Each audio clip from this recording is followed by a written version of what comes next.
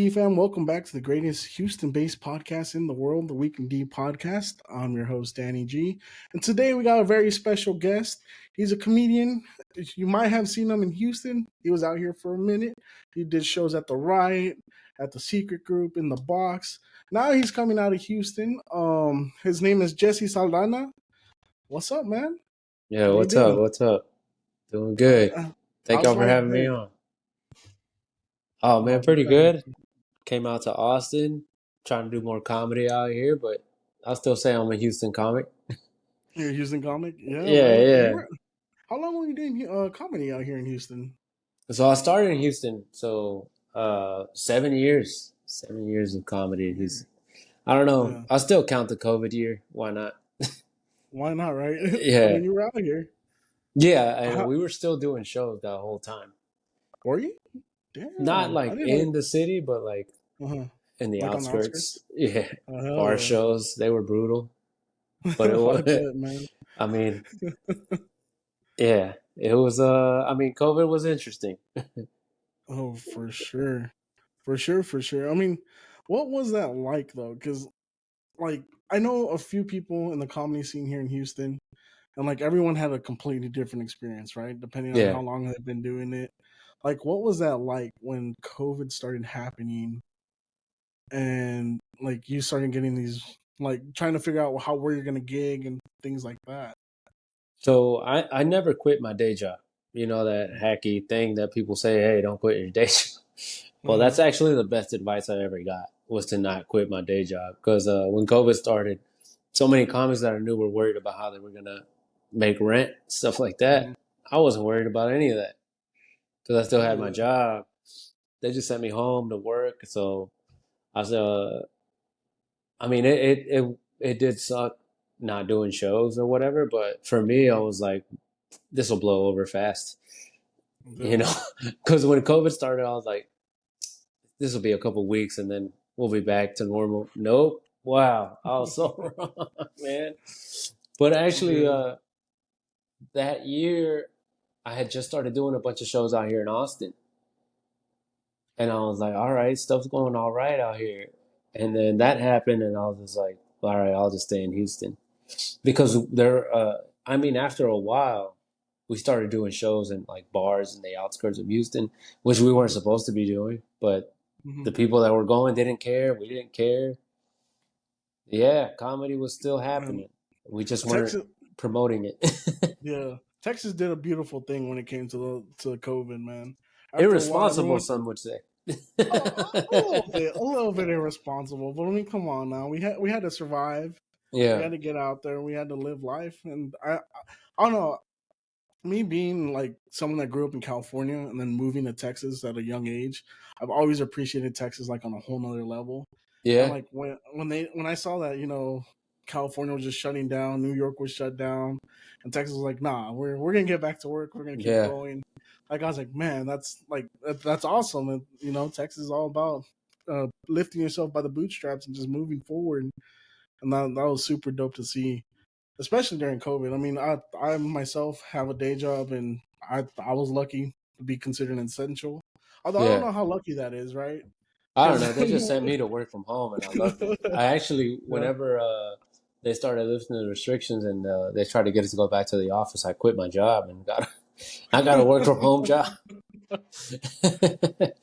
yeah, um, but no, man. I mean, like, it, it it definitely was a crazy thing to live through, but hmm yeah, people were still coming out to shows and stuff.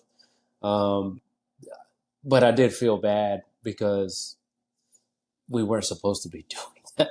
We were yeah, doing everything we weren't supposed to be doing. We were like fitting people into a tight room. Nobody was wearing masks. right. It was dumb. But I felt like I was healthy enough to where I was like, if I get it, I'll be fine. But hmm I was see, that's the thing that I don't know if comics will admit it or not, but we're selfish, man. That's why We we gotta be a go on little stage selfish. and talk so We, much because we're selfish, man. uh-huh. I was only thinking about myself. I wasn't thinking about who I was putting at risk or none of that. And I lived alone, so for hmm me, I was like, hey, if you want to risk it coming out to a show, and you know, everybody knew the risks. hmm that was on us.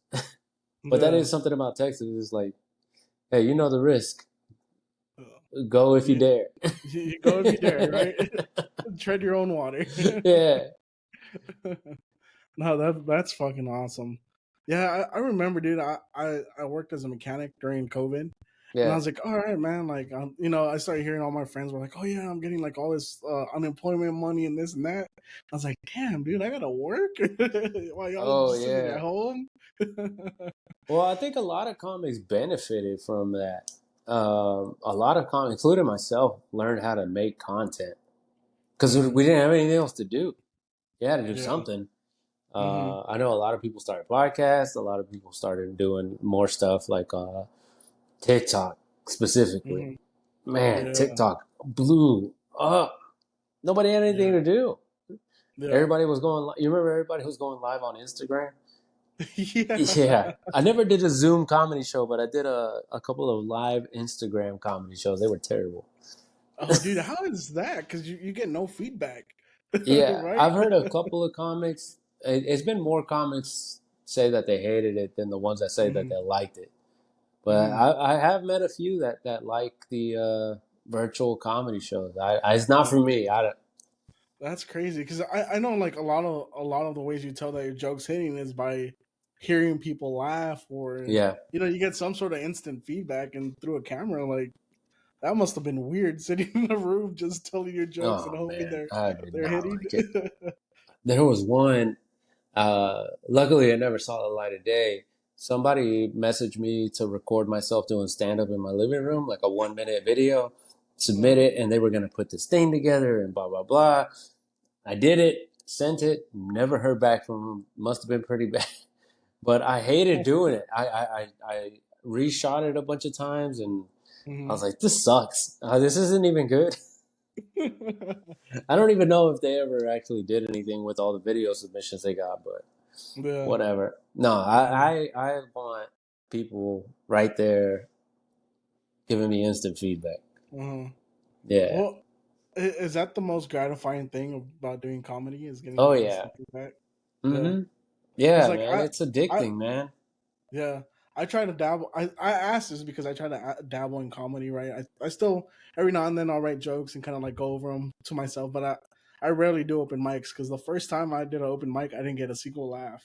I was Oh, like, that this might sucks. not be for me. That does hurt. Whenever I host shows, something I always start off the show with is if you hate a joke or you're offended by something that a comic says, just don't laugh. That's gonna hurt more than anything you can yell out. Dude, that's It's the worst. the silence. The silence hurts more than anything. I think the worst thing I ever experienced doing open mics was I could hear someone pouring a drink, a Oh, bartender. And I was like, "Oh man, maybe I should reconsider this." man, believe it or not, there's been a couple of shows that there was an actual cricket in the room. Yeah, it's Oh more. It happens man. more often than you think because we're in Texas. Hmm. There's just Yeah, crickets everywhere, got those crickets in especially the in Houston and Austin. There's crickets all over the damn place, yeah. So and they find being their way in there.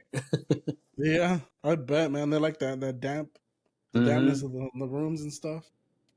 No, but yeah, that was the worst thing ever. Like that's why I asked, like, what's that feeling to get a laugh? Because I didn't get the laugh the day I tried it. The couple times I tried it, but I mean, comedy is Well, something different, man.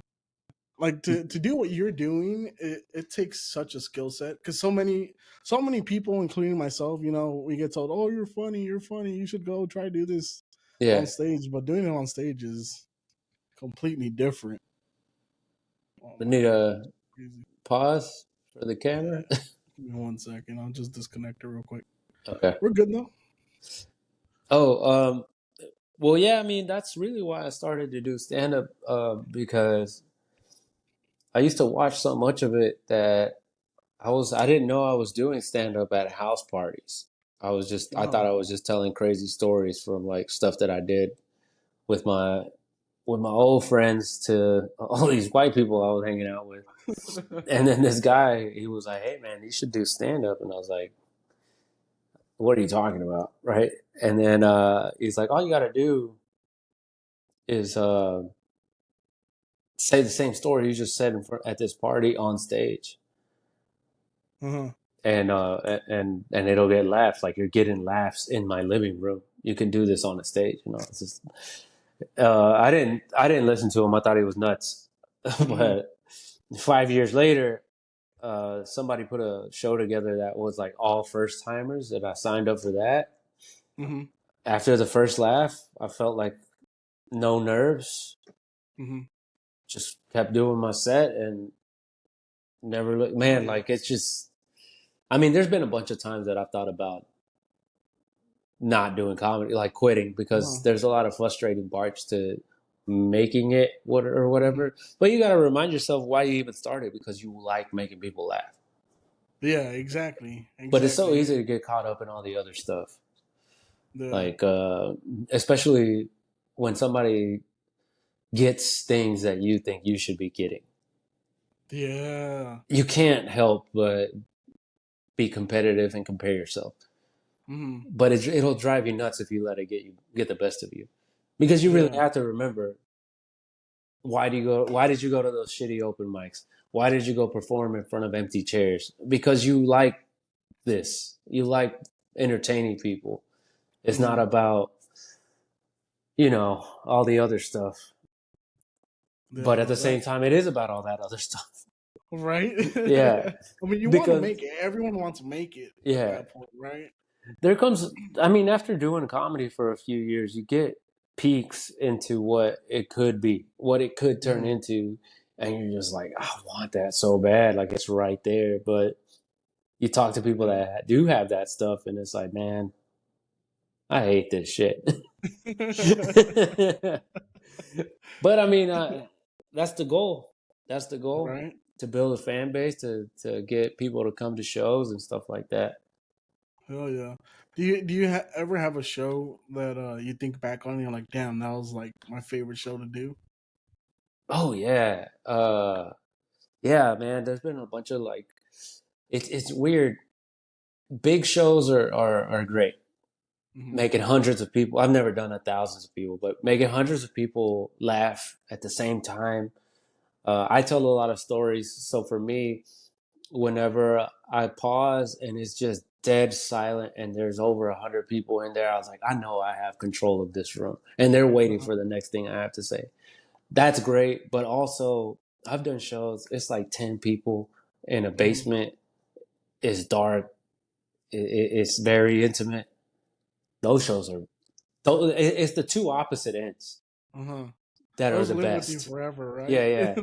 Both of those ends are really, really good, because on one end you're getting them right there with you. You feel like Mm-hmm. also it's so intimate, but then on the other end, when it's big, big shows, it's like, man, this is the best. You feel like you're the best comic in the world, and anybody that tells you different is lying to themselves.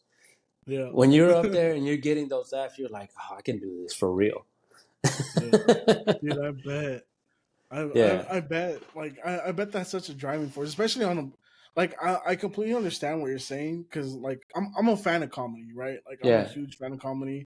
I love going to the hole in the wall shows. I love going to the big shows.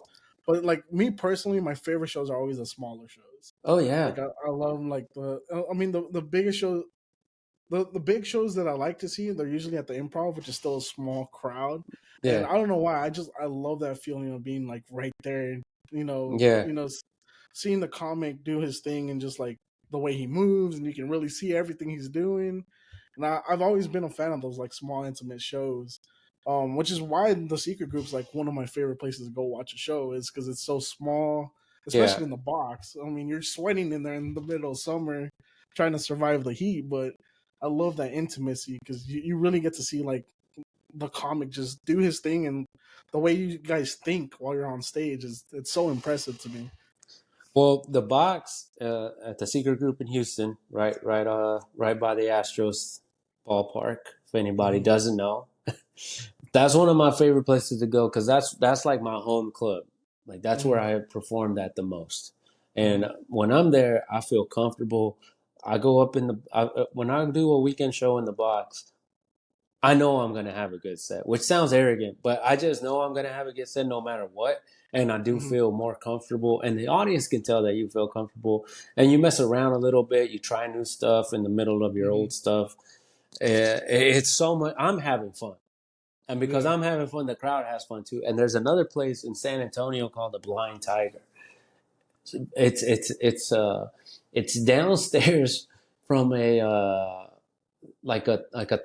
child's theme restaurant. Like you walk in there, it's a restaurant. You'll see Woody from Toy Story and Cinderella from Disney, and like a Captain Jack, and you're like, what?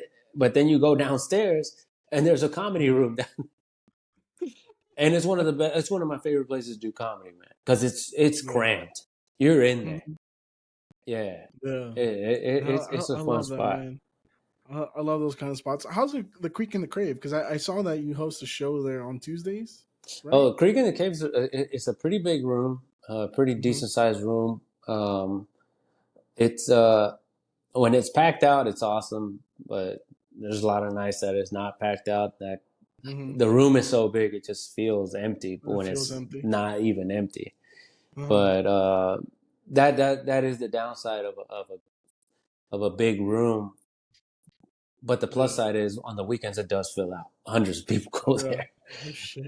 Yeah, That's yeah, pretty cool. yeah. Yeah. I mean, a lot of big comics have filmed their specials there. Yeah. Yeah. Yeah, I'm sure Yeah. you saw Shane Gillis' special. Uh-huh. He Uh-huh. did that at I Creek in just the watched Cave. it the other Yeah, night. Yeah. one of the best specials I've ever seen. Yeah. But yeah, man, I mean, some nights we have almost Mm-hmm. 100 people show up. Last night we had 2 people Yeah. show up. That happens, man. But That's the thing with comedy, it right? is what it is. Yeah, Yeah. But I find that so crazy about comedy because like I've been to shows as well, like in LA, and like you go in and dude's killing it, but there's like 5 people in there. yeah. You're just like, man, like when this guy, when the right person sees him, like they're just gonna pop off. I mean that's like with Ralph Barbosa, right? The Yeah. right people saw him, and he became like the next big thing, which is awesome. It's awesome to see a Texas dude, make it up Well, like that. in my But I, opinion, Ralph was different. mhm, I still remember the first time I did a show with him. He got it. yeah, You could tell immediately. He got it. Like he's yeah, funny, but he has something else to him. And yeah. I'll never be able to describe it to you, but he has whatever it is, he has it. Hmm. There's other comics that I've seen that have it. Um, but that something about doing comedy now is like, I mean, I think it's been the case always. Like being funny is not enough. No, you gotta You have a gotta little bit have that extra. little something extra, and I don't Uh-huh. know what that extra. Yeah, if I knew what it was, I would. But I mean, you're on your way up there. I mean, when I like I said, I'm a big fan of comedy, and especially here in the local scene. Like I watch as many shows as I can. And I've Yeah, seen you several times, and like when I see you take that stage, like I can see that you got it. Like you're there. Um, and I mean, I'm sure this move to Austin's gonna open a whole bunch of new opportunities for you, and like you're gonna see a whole new world. You just gotta keep that grind going. well, it's funny you mentioned that because in Houston I feel so comfortable Hmm. because that's where I started. I just feel like this is where this is me, right? Yeah, But out here, I feel like a new comic, yeah. which I didn't think that was going to happen to me. 'Cause I was being a little arrogant, but Hmm. yeah, I now when I go up, feeling like I'm starting all over again, stuff like that, and I mean that happens to a lot, but a lot of comics when you move to a different city. But the trick is to not show it, It's you adapt. know? I mean, honestly, it's to adapt and integrate, right? Yeah, Because, yeah. like, I mean, the references that hit here in Houston, they're not gonna always hit in Austin, because Austin's so different than Houston. Oh Like, yeah, it's crazy big that time. it's within the same state, but they're completely different. But I mean, I'm sure give it a couple months, dude, you're gonna feel it out and start, really doing your thing out there, just like you did it here. I mean, the best thing about comedy is that there's always gonna be someone that's gonna like your joke. There's always gonna be like someone that's gonna follow you, because I mean, everyone lives a different path, a different walk of life. But with that Yeah. being said, like we all have similar backgrounds, right? Like there's someone that has walked the same walk you have, or is very similar to it. And then you tell a joke, and you're just like, "Fuck, man, I can relate to that." Like I was listening to one of the jokes you had on your Instagram, where you were talking about like hanging out with a bunch of white dudes, and some white guy came up to you, rubbing his belly, Oh yeah, and yeah, yeah, asking you some racist shit. yeah, And like yeah. when I heard that, People love that joke, man. I was dying, dude, because like I grew up here in Houston working on tractors, right? So like I had that personal experience myself where I was integrating myself in a business that was ran completely by white people. Yeah. So I got to hear it all, man. I got to hear all the racist jokes, all the crazy shit they do. But when you said that, it killed me. Especially when you went down to, give me another natty light. Let me. Oh. Well, I mean, dealing, especially in Texas, dealing with racism is so common. It's Hmm. something that so many people have to deal with. That's why I'll bring it up. I Yeah. don't care, man. I'll bring it up, and I bring it up from my point of view because this is what I experienced. Hmm. Um, and some people say, when I started, I didn't know how to deliver the jokes Hmm. how I do them now. I was Yeah. just kind of complaining about racism. At some points, I was just sounding racist. It takes a long time to be able to tell a bit that has to do with racism because you have to be Hmm. able to make it funny. Hmm. Because if it's not, you just sound like an Sound asshole. like an asshole. But yeah, I mean, I like that. That's one of the first jokes I ever wrote, and I still say it sometimes. I love telling that joke. Hmm. People like it because yeah, I mean, it's growing up in the South is something you have to learn how to deal with. I Yeah. feel like it's getting a lot better as the older I get. Hmm. Uh, but it's still not gone. It's still Oh there. no. I Yeah. drive I drive a lot. Most of the gigs that I go to, I drive, and I'll Hmm. stop in some small town and go to a diner or go to pump gas in some shitty town, and I'm just, getting looks because Yeah. they don't. I mean, they're used to Mexicans being around, but like I did think that Mexicans, and I say Mexicans instead of Latinos because I can't speak Hmm. for all Latinos. I'm gonna speak about what I Yeah. know. I know Yeah. what it's like to be Mexican here. Um, I do a lot of shows with my boy Jeff Joe, Hmm. and I thought we had like the same kind of struggles, dealing with racism. Nah, bro, it's so much worse for a black man.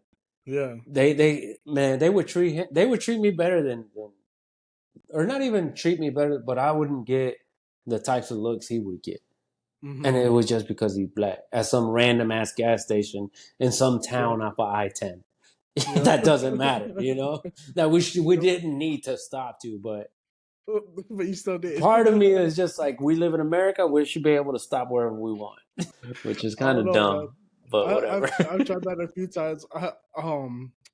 Well, one of the funniest things that has ever happened to me is one night I went to this bar with my friend who was like the original co-host to this podcast. Yeah. His name's Daniel as well. Like I'm Daniel, he's Daniel. That's why it's called the Weekly D. Oh, okay. I did And want to ask you why you named but yeah, he that. was the white Daniel and I was the brown Daniel, the Hispanic Daniel.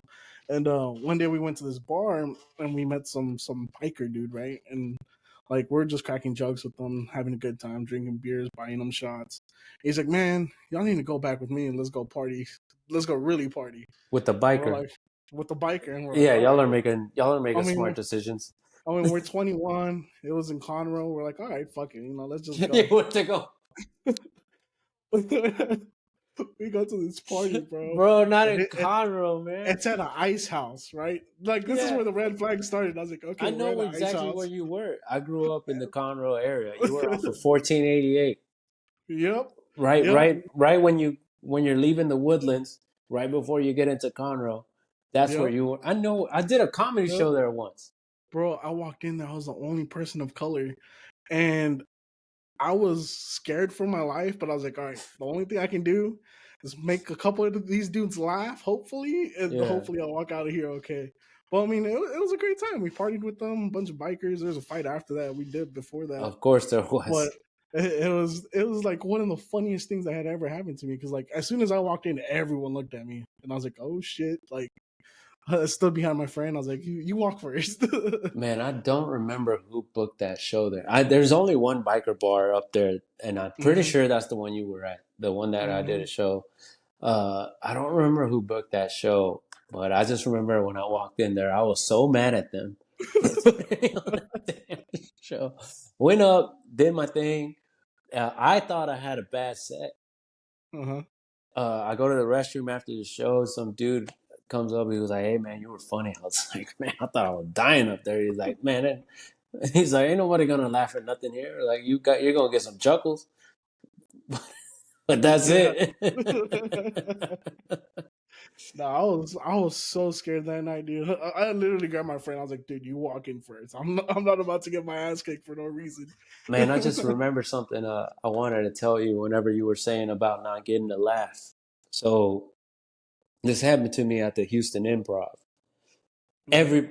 I had the whole crowd going except for one guy, and he was sitting in the Oh. front row. He sat the whole show with his arms crossed, just straight face looking at me.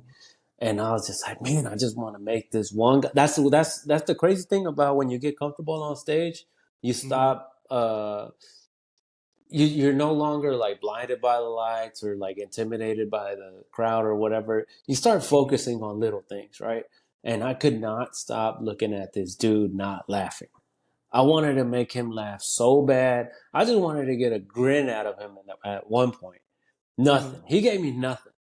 Go to the restroom at some point after my set, and he happened to be in there. And Mm-hmm. he goes, "Hey man, you did great up there."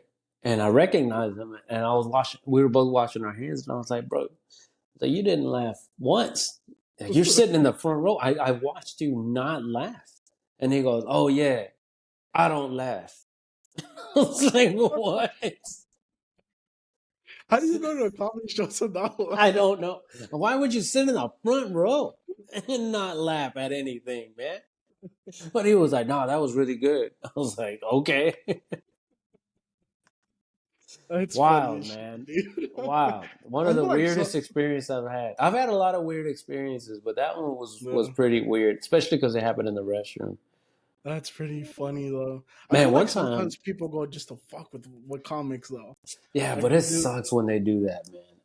Yeah. That does suck because other people go to watch comedy, and then Yeah. somebody goes and they're like, oh, "I'm gonna mess with the comedian. I'm gonna help the show." You're not. You're not No. helping the show. You're not helping anything. You're just being an asshole, and you ruin Hmm. everybody else's night. Yeah. Oh, Yeah. I just remembered something else. One of the wildest things that ever happened to me. This was at the Houston Improv. After the show, I was outside, and some girl was like, "Hey, can I take a picture with you?" And I was like, "Yeah, cool, whatever." You know, that feels cool. Like it Uh-huh. doesn't happen that often. So I was like, "Yeah." And then we're taking the picture, and she whispers, she goes, "I want to have your baby." Shit. And I was just like, "Whoa, all right." It's been some wild things said to Dude, me I after shows. bet. So, like in all honesty, what inspired you to do comedy? Like how did that happen?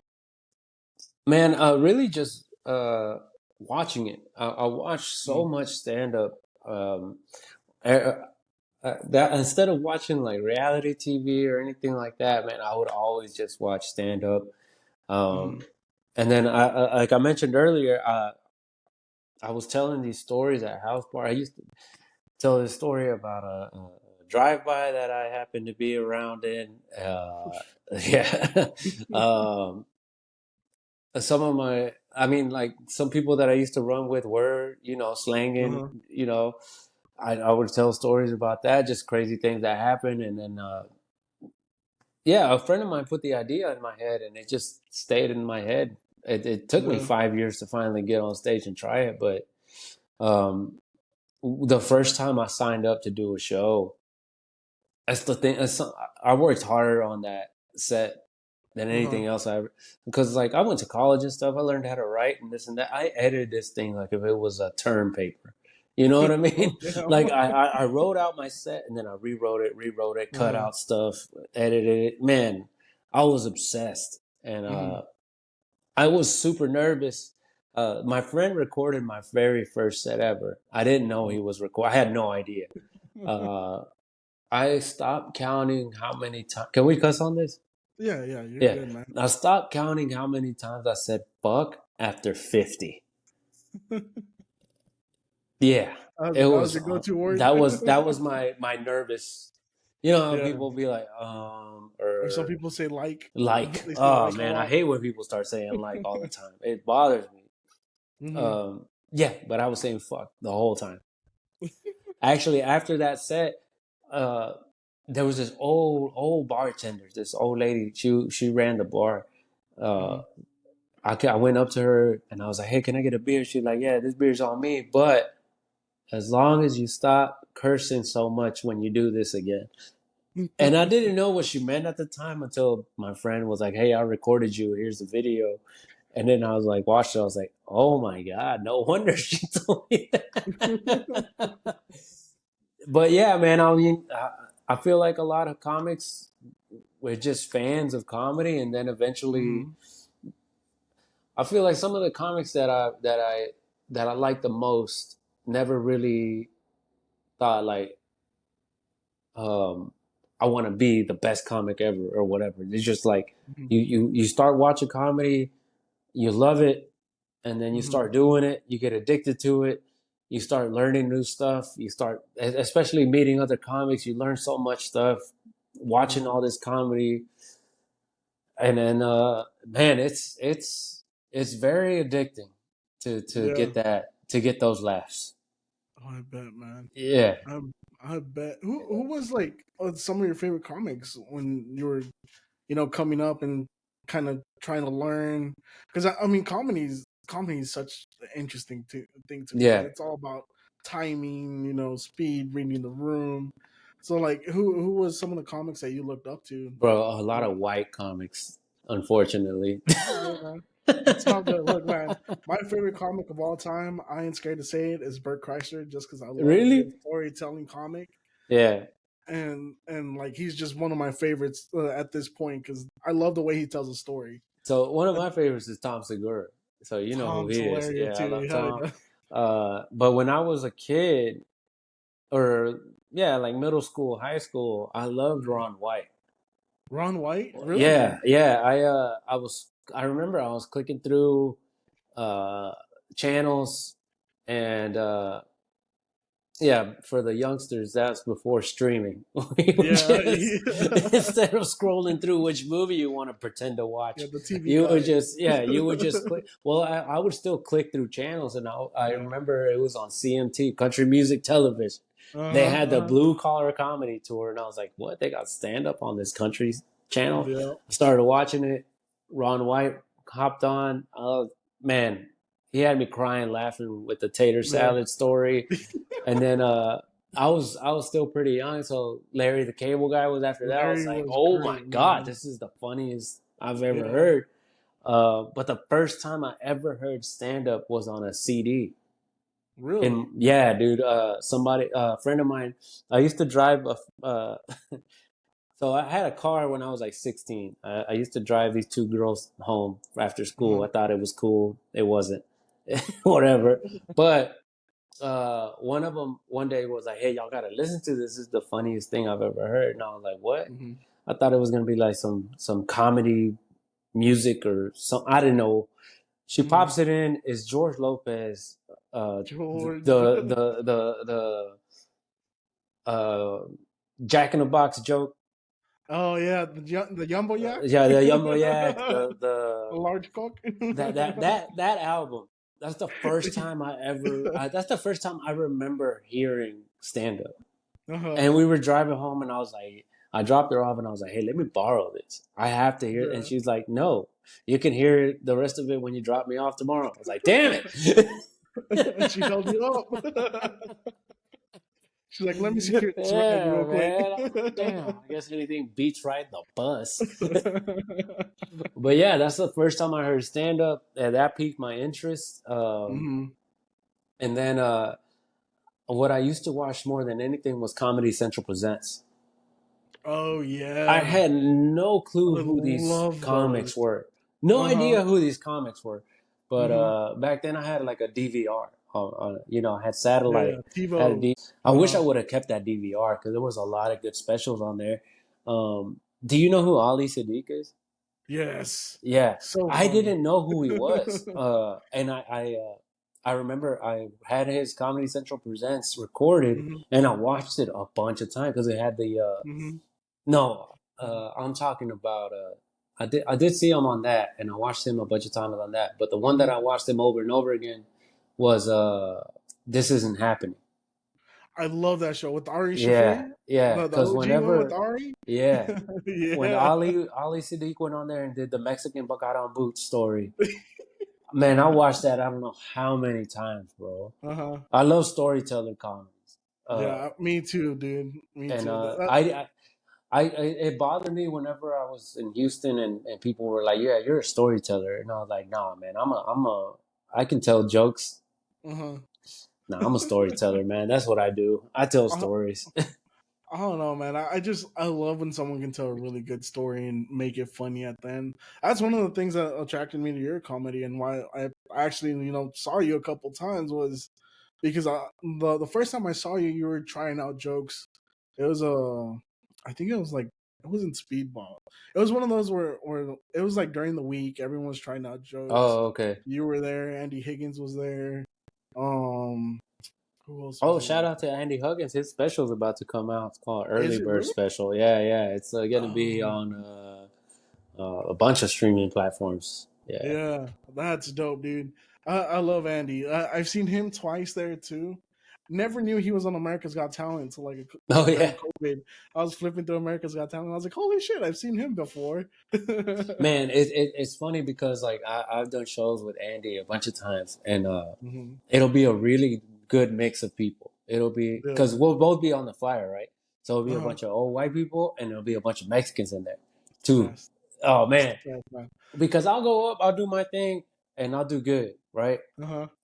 Andy will go up there, and all he does, I tell a bunch of stories, and then he goes up there and he does a bunch of one-liners, and man, he just Yeah. had everybody dying laughing. Yeah, dude. It's awesome. He has like the best timing that Yeah. I've seen for one-liners.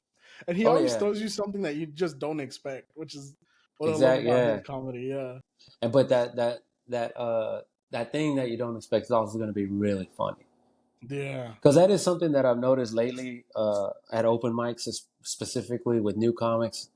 They try to do a joke with something that you don't expect, but it's usually just the Mhm. most fucked up thing they can think about. It's not Yeah. really something funny. It's just something that's just like, what the Is, fuck? is that or dick jokes? That Yeah, happens a lot when you're a young yeah, comic. yeah, A lot of dick yeah. jokes. But I mean, I think back to my first year, and I thought I was hot shit. You know, Hmm. I thought I was ready to be the next big thing, and I listened Hmm. because I record you need a if any comics are listening that are just starting out, you got to record all of your sets. Yeah, I you go gotta hear back yourself. and I listen to those sets from when I first started. And I'm like, God, this is hot garbage. And I thought I was so good at comedy. Uh-huh. Now I'm like, I'm getting good now. Hmm. You know what I mean? Um, Yeah. but yeah, when you start, it's crazy how arrogant you can be. Yeah. I mean, you gotta be a little A bit little arrogant to bit, be a yeah, comic. Like yeah, a you little gotta bit, have that. Like I'm the funniest motherfucker in this room. Because if not, it's because never you gonna are work gonna out. go on stage and try to make strangers laugh. Yeah, you gotta believe in yourself. You gotta Yeah, have like I always tell my wife, I have stupid blind confidence in myself. I will try anything and believe that I'm gonna do it, even though, like, most likely I won't be able to do it. I tell myself, you're gonna fucking do this and you're gonna make it happen. You gotta nice. have a little bit of blind confidence and arrogance. If not, it just how do you expect to make people laugh if you don't believe in your own story or your own Right, jokes? yeah, yeah. Yeah, It does make it. I have seen, but some comics do make the awkward thing work, but most of the time bro. it just confuses the Okay, crap out of people. I don't know this comic's name. There's a guy that every time I've been to the secret group, he's gone, and I feel like at this point he intentionally bombs. I Oh can't remember wow. his name. He's a young comic, but he literally like every time I see him, he's bombing, but he bombs to the point where like people start laughing because it's so Oh my fucking bad. god, I couldn't handle that, man. Like, I and couldn't handle that, I think it's his thing by this point because like every time I see him, he does it. He starts off with like the most fucked up jokes he could possibly think of. Then man. slowly he like starts easing up and starts getting laughs towards the end. But it's always like it's like that's his recipe at this point, you know. That's But pretty wild. it's Uh, rough. I don't know why I did this, but I was at a show in Katy, and it was a Mm. room full of like it was like old couples. Ooh, Everybody in terrifying. there was at over 50 for sure, Uh, and they were all on date night. My dumb ass, for some reason, I don't know, I was feeling a little arrogant, a little cocky. I was like, I'm mhm. gonna start off with an abortion joke. They hated it. They hated it. And I knew they were gonna hate it, and I did it anyway. And Mhm. then I had to dig myself out of a hole, and that is something that comics will do. Yeah. You'll just you'll put yourself in a hole just to see if you can get yourself out of it, which is really kind of insane to do. But isn't that when you come up with like some really good shit? Like when you're in that zone, because you're like, Well, that goes back to what I was saying. This is why you have to record every single set, uh huh, because sometimes you do come up with a new couple of words or a line or something hmm on the spot, and you'll forget it if you don't go back and yeah, listen to that recording. no, But I mean, that's a huge advantage that we have now. It's so easy, hmm especially on an iPhone. There's yeah. You that just put your app. phone on the stool. Yeah, there's their app already in your phone to record everything, and I still forget to record my sets. Do you? Yeah, man, I forget all the time. Oh, Sometimes but I'll go up and I'll do a bunch of jokes I've never done before, uh-huh. or just start coming up with stuff on the fly. And I'll pick up my phone, and I'm like, I didn't hit Fuck. record. You know what? That's not that bad. I've been doing a podcast for 5 years, and at least once a year, I forget to hit record on one. Man, I hope you didn't do it this time. No, I made sure. See, this is why we got the software. It does the countdown and everything, so I know Okay, it's nice, recording. nice. Because I've done a couple of podcasts where we do a whole hour plus, Yeah. and they're like, "Oh man, I forgot to hit record." No, I do it at least once a year. Like it's always one time where I get everything set. That's why I was like, man, I gotta get rid of Zoom because Zoom automatically starts recording. So Oh, I would trust it, right? And yeah. then I look down and fuck, I just missed a whole hour with someone.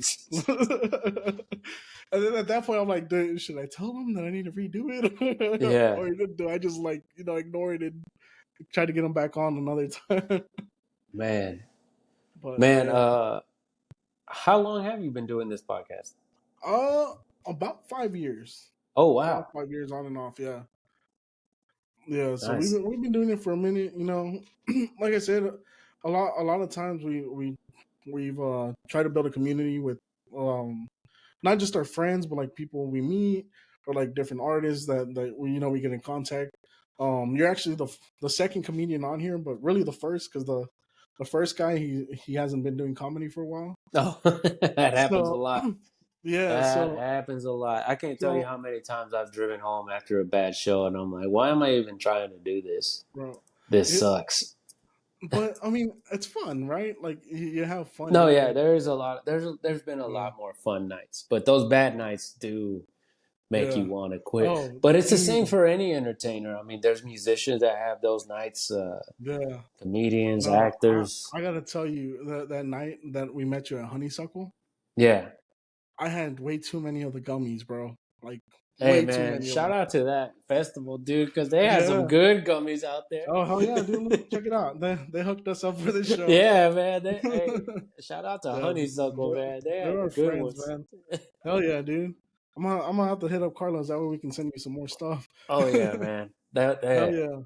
But anyways, like that day, I was so excited because I was like, "Fuck yeah, it's 420! I haven't celebrated 420 in a while."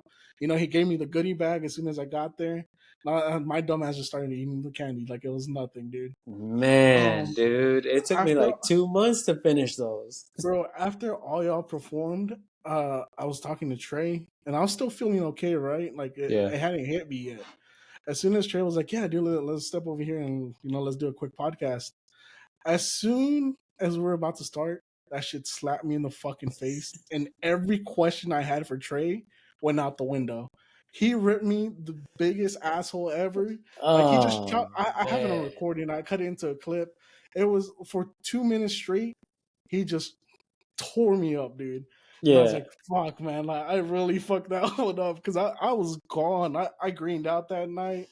I was at fucking Twin Peaks. We went to Twin Peaks after to eat.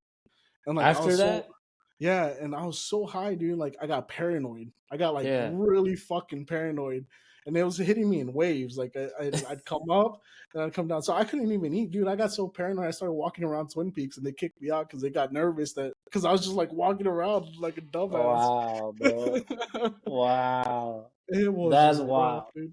That is wild. But Oh yeah, man, I so love Trey Tutson, man. He came out with an album earlier this huh, year.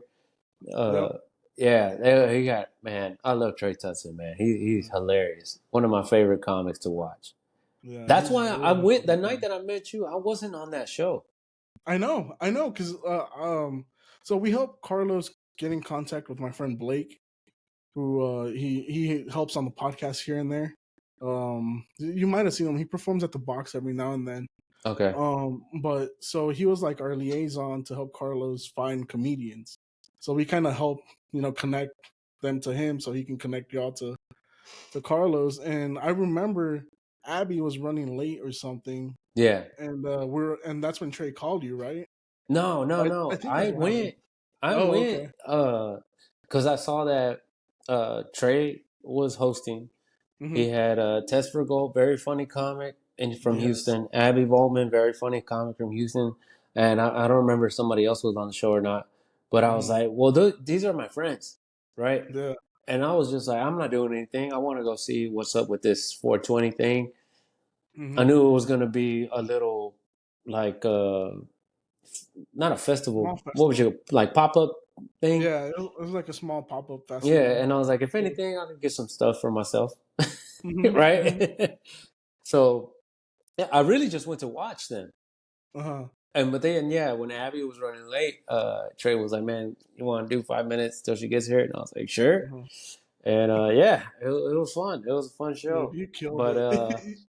it does suck doing comedy outside. Doing comedy outdoors is not ideal.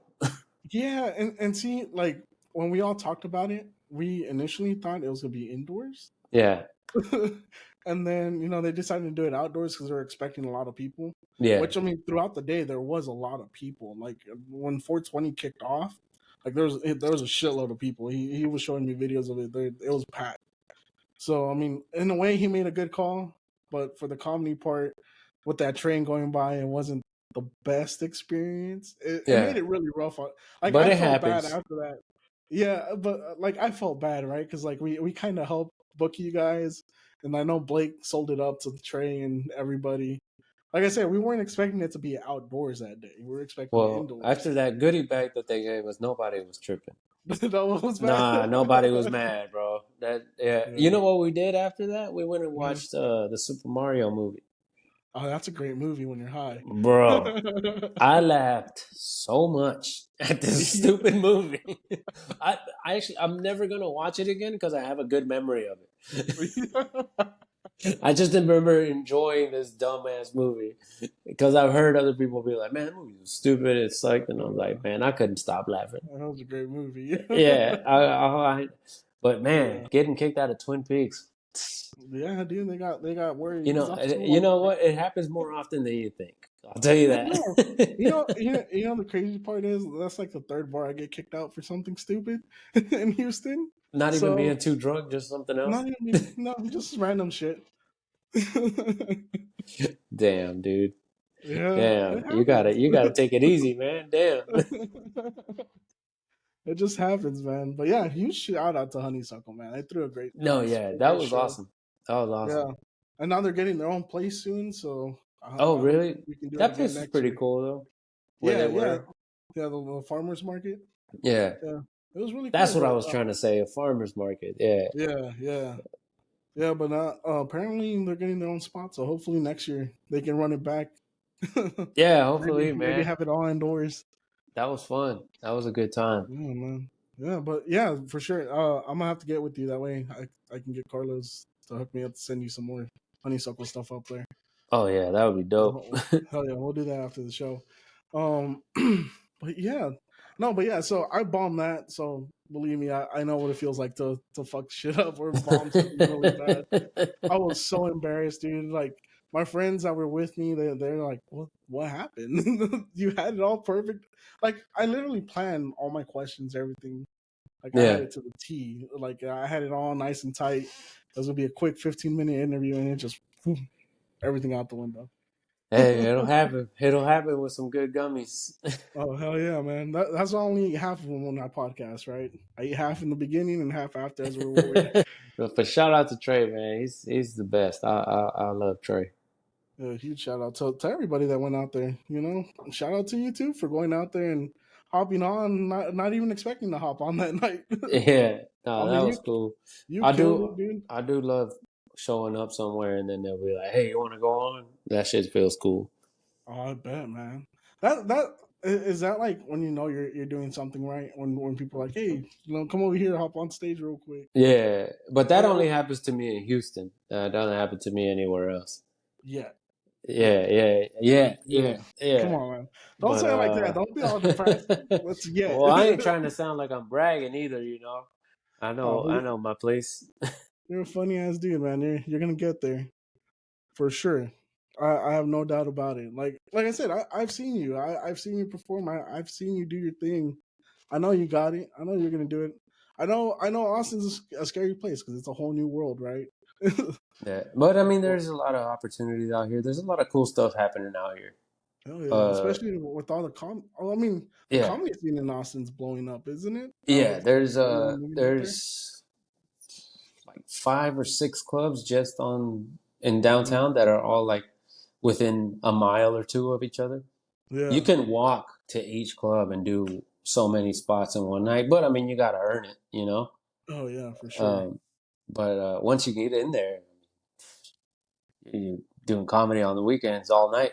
It's Hell yeah. it's So just the goal, man. yeah. Oh, Yeah, I'm sure of it, man. I'm sure that's what took you there, right? All the opportunities that are yeah, there. yeah, yeah. You just gotta You gotta work run with for it. it. Yeah. Watch, man. Give it to the next year. You're gonna be on Kill Tony. Oh man, That show's crazy, man. Kill Tony has done some crazy things these past couple years. But okay. So you said you grew up in a really small town in Houston. yeah, Um, what was one of the craziest experiences you had? Because I mean, small towns in Houston, right outside of Houston, I know all sorts of crazy shit happens. You know, yeah. everyone's. Houston's the craziest fucking town I've ever lived in. I mean, you can be gang banging on one block and riding a horse on the next block. Well, like the town I grew up in, it's called Willis, Texas. It's an hour north of Houston, so it's really not even in Houston. Yeah, But when I say I'm from Willis, nobody knows what I'm talking about. So I always just say I'm from Houston. Um, one of the craziest things that happened in that town, I mean, I, other than that, I mean, I probably shouldn't talk about this drive-by, but I mean, that was pretty wild. it was a legend, allegedly. Yeah, I mean, there was a couple of shootouts that I was in, like around. Yeah, That's the way I'll put it. yeah. Yeah, which is pretty crazy for a small town. Uh, but Like I said, uh, man, what else happened in that damn? Oh, a lot of big fires that almost got out of control. bro. Uh, there's something about small towns. You're gonna burn shit Yeah, when yeah. you're bored on a Friday, Saturday. Somebody just like, hey, I'm having a bonfire, and then Next thing you know, the shit field's on gets out of fire. hand. Yeah, shit gets out of hand fast. One time, we ran out of shit to burn. So Uh this huh. fool grabbed a tractor tire that was just Oh laying shit. around and threw it in there, and it blew up. And yeah, we Mm-hmm. all got pretty lucky that nobody got hurt. Yeah, Um, dude. Definitely seen a lot of injuries in Of Willis course. from You got people to. jumping off of stuff. Okay. Yeah, yeah, people jumped off of stuff a lot. Roofs, ridges. It's a lot of hold my Uh, beer situations, huh? yeah, a whole lot of hold my beer situations. A lot of shooting guns. Man, there was this. We were out shooting guns at my buddy's property, and my buddy had this scope on his rifle, and it didn't have any kind of protect like cushion on it, right? Uh-huh. So we were telling this dude, hey, don't put that scope on your eye. Like leave some space because when it kicks back, it's gonna hit Uh-huh. you in the face. And he's like, I got it. And then next thing you know, he just got this perfect circle cut around, and then he had the perfect black eye Yup. for a couple of weeks because his dumbass didn't listen, and he tried to look. He put the scope right on his eye. It's weird. But yeah, man, it's weird. Growing up in a small town, like especially that close to a major city, like you still kind of want to gangbang a little bit, but you Dude, that's what I'm start saying, liking man. country shit, That's what which I'm is saying, man. weird. Like, Houston's the weirdest fucking place in the because I world. remember we would be rolling up to these country bars, you know, Uh-huh. and I love to dance. Like now, I just dance Mexican music. I go to bailes and shit like that. Mm-hmm. But for a while, I was going to these country ass bars and two stepping. But the Hell whole yeah. ride up there, we were jamming SPM and shit like Hell yeah. that. You know, a Zero, That's what I'm SPM, saying, Swisher man. House, chopped and screw music. And we go up in there and it's nothing but country music and Yup. That's what I'm saying. yeah, man. Houston's the only fucking place in the world where you can Yeah. have a gangbanger on a horse.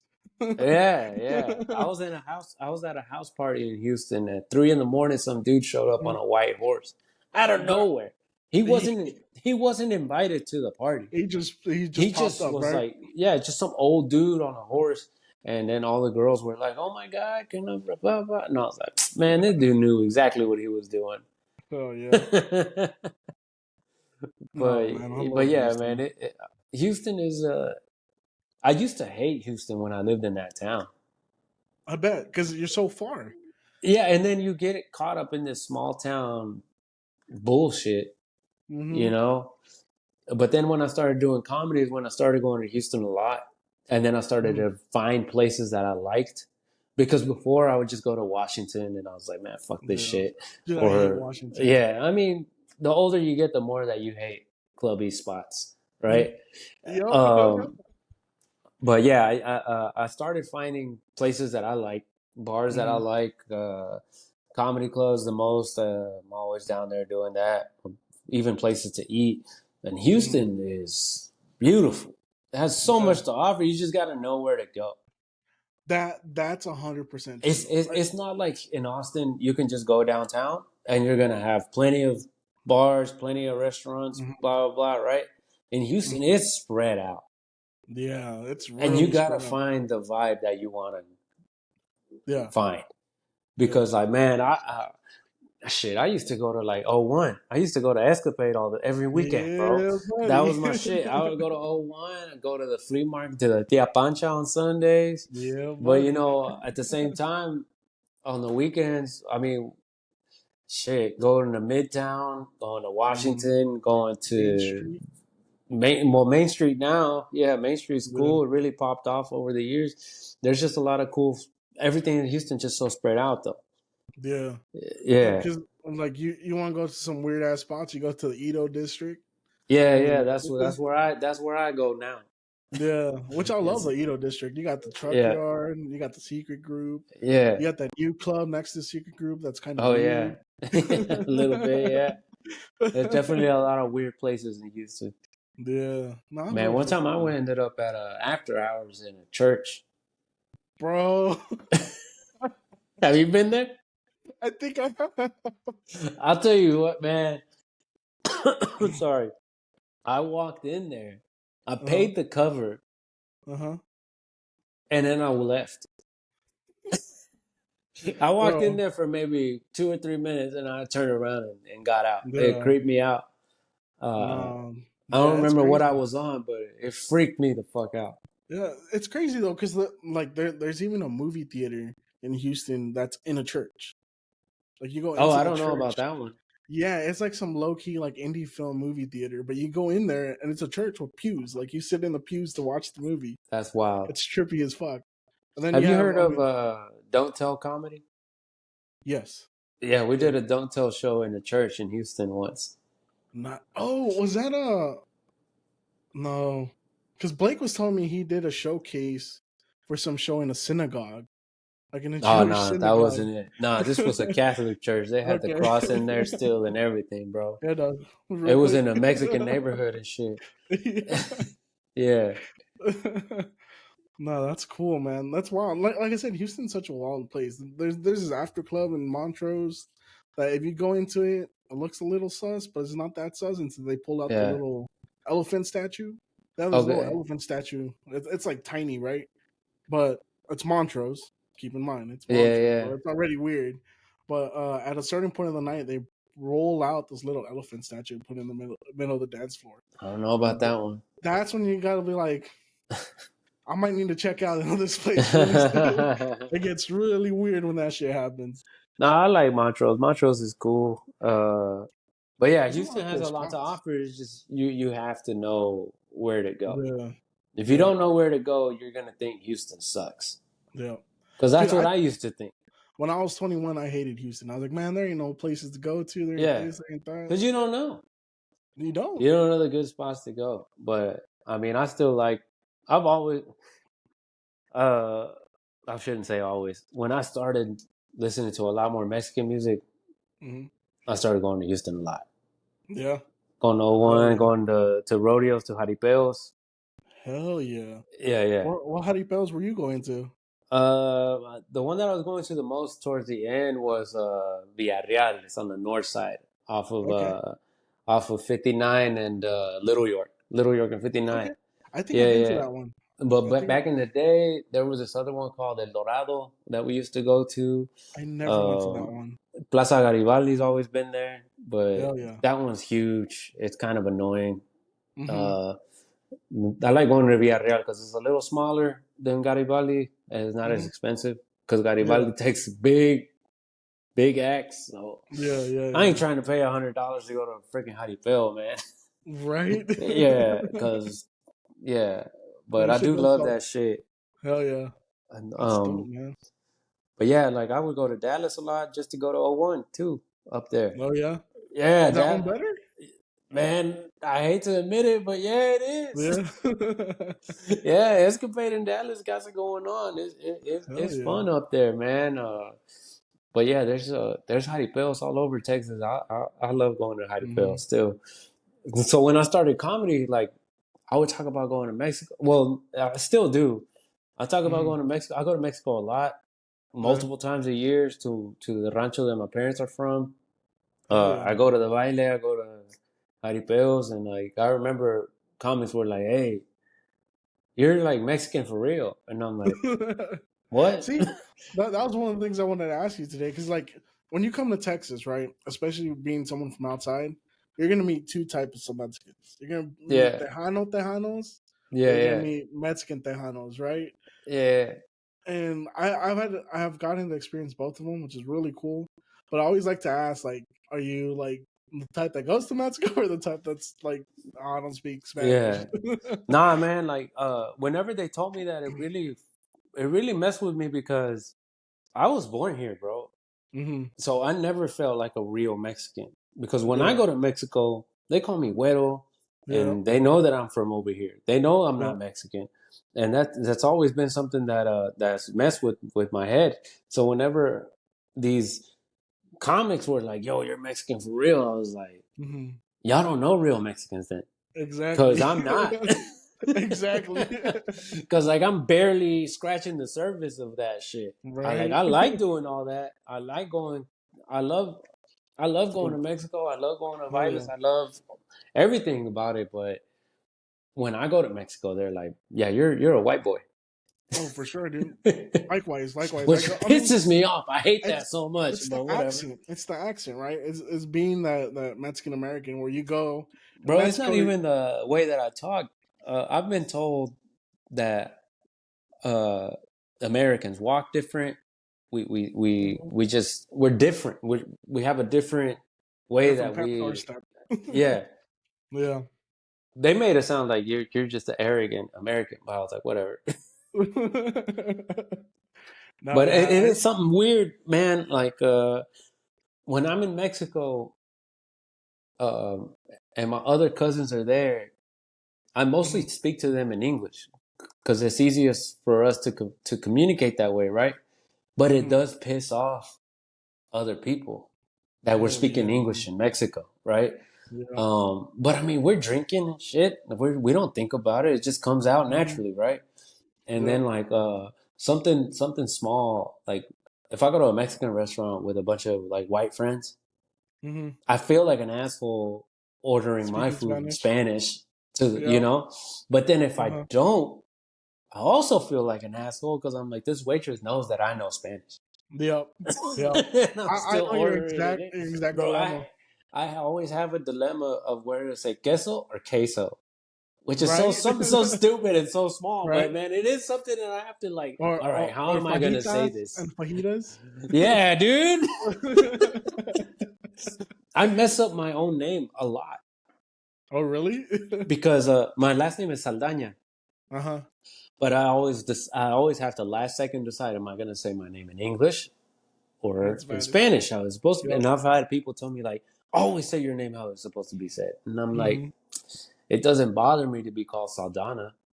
I mean, you've If been called it's that your whole life, Yeah, right? I'm like, if it's easier for this person that's about to bring me up on stage to say Saldana instead of Mm-hmm. Saldana, Uh-huh. which is still wrong because it's Saldana, Yeah. I'm like, I don't care. Like, it doesn't matter to me, right? Because it's just Yeah. an accent. It's a different way to say it. But some people are very hardcore about like, no, Oh yeah. they should say your name how it's supposed to be said. I'm like, man, chill out, bro. I live in the Right. real world. Right. I mean, it sucks though, because like I've always had that issue too. Especially being a mechanic here in Houston, right? Like I grew up in a very white dominant. Well, I worked in a white dominant field, Yeah, but the advantage I had was all the people that are running these machines, the tractors, the bobcats, and all that speak Spanish, right? So I learned to just go with Spanish first, right? Because it makes them feel more comfortable. And yeah. most of the time they'll talk to you. Same thing like when you go to a restaurant and you speak Spanish first, they're instantly comfortable with you. They're like, all right, this guy's not fucking But you know around. that the downside of that is What? sometimes you'll speak Spanish to somebody and they'll be like, I speak English. And you're like, Yeah. damn, man, I'm trying to help you out. Right? No, the worst is when they tell you I speak English and then they have like a really heavy accent. Bro, And that's you're like, exactly what bro, I'm talking about. That's exactly what I'm talking about, yep. bro. But then they get mad because you're like, but I Yeah, respect that too because I'm like, hey, you're trying to learn, like you're trying to, yeah, yeah, But at the same time, I'm like, damn, man, I'm trying to help you. Like yeah, shit. yeah. No, that shit's Yeah, rough, man. it is weird. Are you fluent in Spanish? Yeah, yeah. I'm fluent. Spanish was my first language. English was my Okay. second. Actually, You remember that? Sorry to keep going off the rails here, but um, do you remember Spanish being your first language? yeah, yeah. You do. So I remember it, and I'm gonna tell you why I remember it. So my parents both immigrated to the United States. Like Yeah, they same they here. went. So when I grew up, all they knew. My dad spoke English, because he grew up in a border town, so he Okay. knew English. But my mom did not know a lick of English. Okay. So like I grew up with her, obviously, and she raised me speaking Spanish. And the reason I know that was my first language is because when I went to school, I couldn't read. I didn't understand it Oh, because it was all because in English. yeah, and the thing was, my mom would read me bedtime stories and things like that, but she didn't know English, so it was all broken. So when I went to school, like I was like, I don't fucking know. And the thing that fucked me up the most was I went to school, elementary school, started learning English, started picking it up, and then we went back to Mexico for like 6 months. So I went Oh. to school over there, I learned Spanish all over, and then came back and struggled with Oh. English again.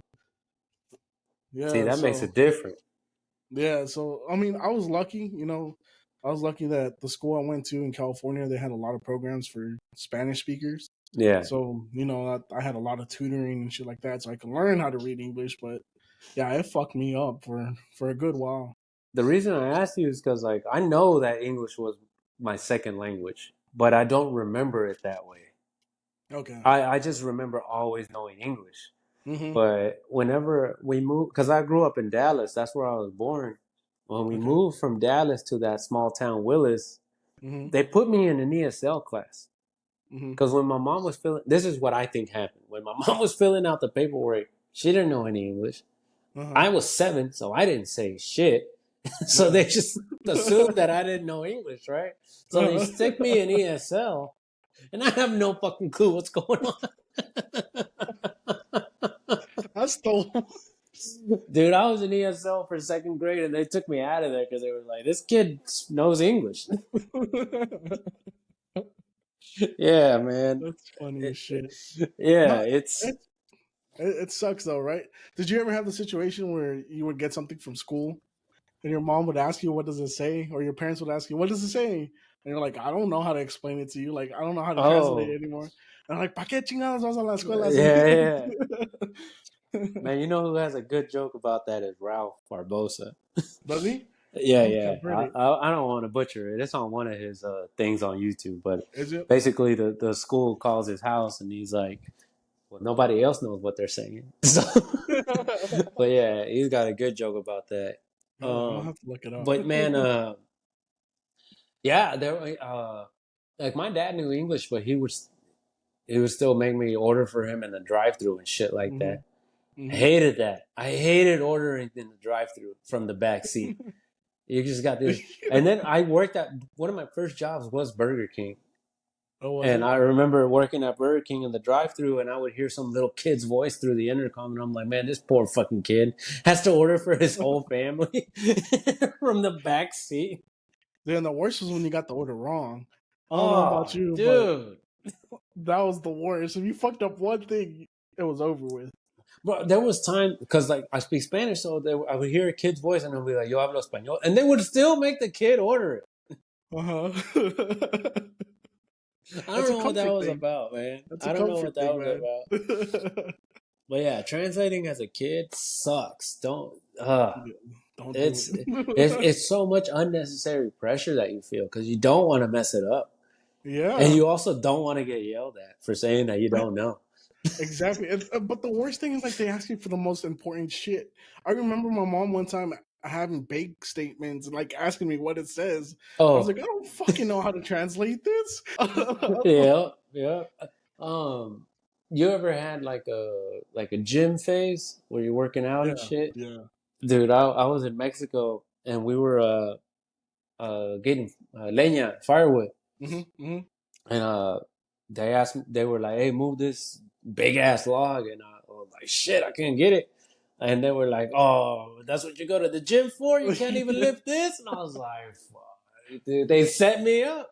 They set They you up. set And me the up just worst to thing, talk shit." bro. The worst thing is the oldest person will pick that shit up like it's I nothing. know, dude. That's You're exactly like, what happened. My uncle walked over there and picked it up, and I was right? just like, "Damn." Hell no. That happened to me one time. I don't remember what we were trying to move, but it was me, my dad, my two brothers, and my uncle, and like we're all struggling.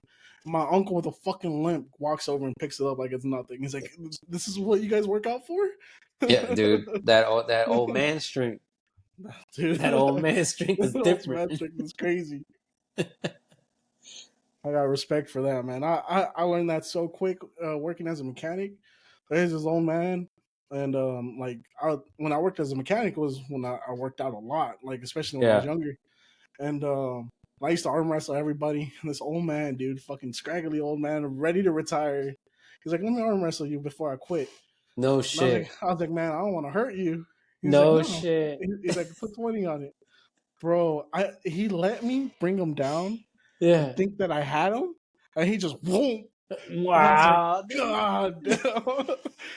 I never fuck with old people after that, man. Yeah, man. Old man got that They got farm that on. strength. Hell yeah, man. Yeah, Especially dude. someone like that that's been turning the ranch his entire life. Oh yeah, dude. Oh man, I think one of the most country things I ever did. Me and my buddy, we put a lift kit on my truck. Uh Yeah, huh.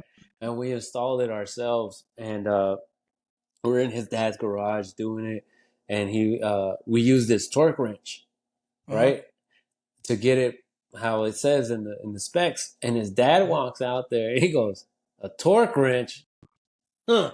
And he just walked away, and I was just like, "Damn, dude, he didn't even call us bitches, but I know that's what he just called us." Nah, you know what You though? know? When you're a mechanic for that long, you have these weird fucking pops, bro. I know when I pull 100 pounds on a wrench because my shoulder Yeah. pops. Yeah, An old man You used to just tell me, know? he's like, I got it built in, bro. You just push down, No, blah. fuck. When my shoulder gives out, that's 100 pounds. Damn, dude, go get your shoulder checked out. What the fuck?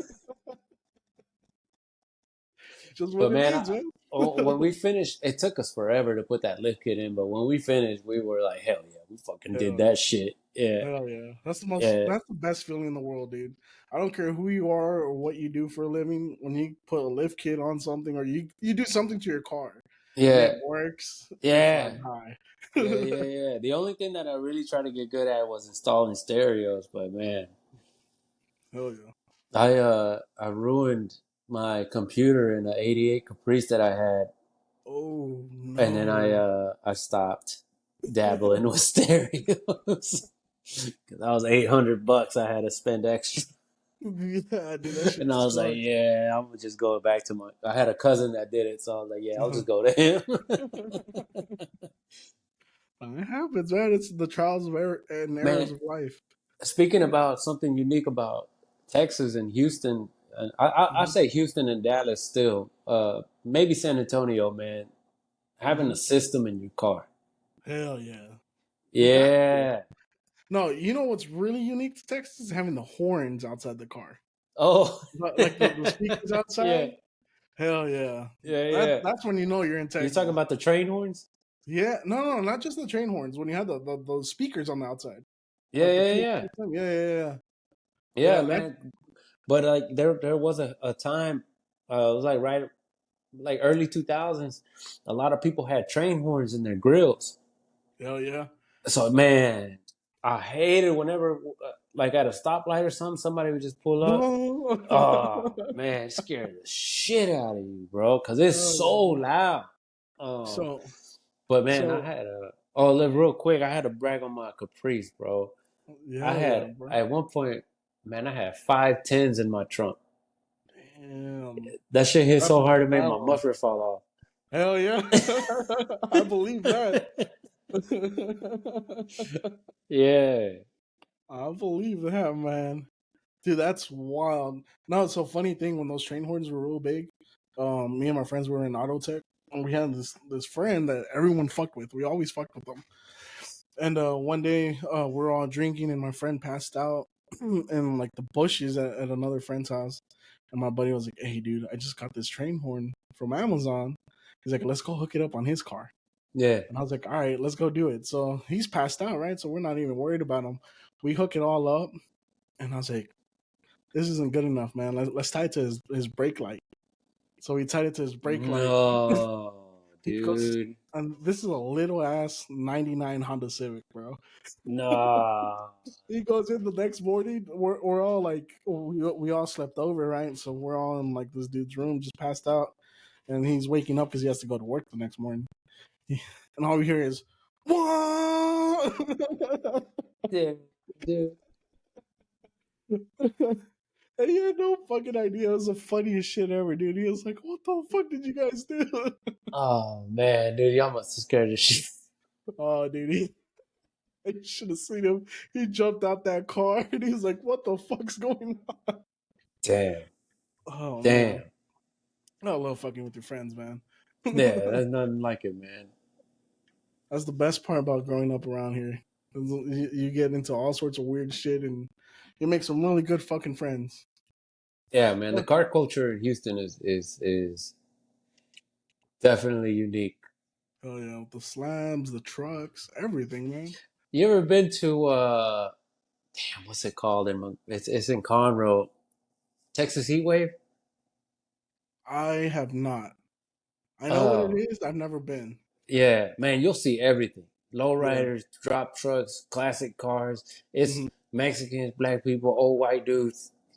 It's Yeah. crazy. It's Yeah. one of the wildest truck shows. I mean, car shows ever, bro. Yeah. You'll see a little bit of everything. Because Yeah. I used to go to a lot of Houston was Los Magnificos car show. Yeah. Those are dope. Yeah, Those because are they would have dope. a concert too. Yep. Yeah, Yeah. yeah. I've been to like two of those. Those are really dope. I love the way they used to do them. I haven't been I on mean, to. I don't even know if they still do them anymore. Yeah, I don't know if they do, but I've been to two of them and they were dope. I really like those. I hadn't thought about that in a long time. Got me over here Hell reminiscing, man. yeah, man. I'm That's gonna what it's move all back to about. Houston after this podcast. Hell yeah, man. That way I could go catch a show or two. Hell yeah. No, but yeah. I mean, that's fucking dope. But anyways, I mean, I've had a great time sitting here talking with you, but I know we're about an hour and a half. I'm sure you're a pretty busy dude. So, Jesse, we're at the point of the show where I like giving the show over to you and letting you pretty much promote yourself, tell the listeners where they can find you, where we can go see you. It's your time to shine, buddy. Oh yeah, man. Instagram is where I post the most, and I'm most active on Instagram. Is at Tio Jessi, TioJessi. Yeah, that's it right there. Appreciate that. When does this come out? It'll be out next Friday. Oh, okay. So, have you heard of Alfred Robles? He's blowing up Uh, on Instagram Reels and like TikTok right now. fuck, Comics from LA. Super funny guy. mhm. Alfred Robles. I'm opening for him. I'm hosting for him at the Houston Improv November 7th. So Oh, hell Houston yeah. Improv November 7th. Come through to that. It's gonna be, man. This dude is so funny. I've Oh, worked with yeah. him before. Hilarious, and his reels and TikToks are so funny, man. Yeah. Yeah, I'm excited for this show. So November 7th, Houston Improv. Definitely come through for that. Fuck yeah. Are y'all doing multiple shows or just one show? Nah, this is just one night. Okay. What time is it? I think it's Have at they released it? 7:30. 7? Okay. 7:30. Oh yeah, I'm gonna put that on my calendar. I'm gonna try to Hell figure yeah, that out. man. Yeah, November 7th. Hell So yeah. come through for that. And if anybody's ever in Austin, every Tuesday at the Creek in the Cave, I'm hosting a show at 10 p.m. It's called Onslaught Comedy. So yeah, come through for that if you're ever in Austin on a Tuesday. Hell yeah, man. No, that's dope, dude. I'm glad to see a Houston comic, make it out to Austin. I know there's great Yeah, things man, we're coming your trying to do way. some things out here. Hell yeah. And I'm gonna do my best to be at that show because I really want to see you perform and see Alfred Robles perform. I know Yeah, that's man, gonna be he's a great great, time. man. Hell yeah, man. Well, thank you so much for coming on the show. Hell yeah, this was I fun, was man. Hell yeah, it was a blast. I can't wait to have you on again. If you ever want to come back on, Hell just let yeah, us hell know. yeah. If you ever got anything to promote, just hit us up. We'll share your links. We'll share your Instagram pages. Any shows you got coming up, just let us know. We love to show love on this podcast. So, and that's what we're all about, right? We're all Hell about yeah. building a community, building a network, and getting y'all's names out there. So, just hit us up whenever you want.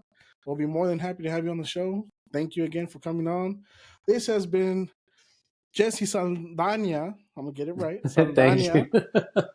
on the Weekly D podcast. I'm your host, Danny G, and thank you guys for tuning in. And remember, if you can't get it daily, get it weekly. Peace. Stick around a little bit. I want to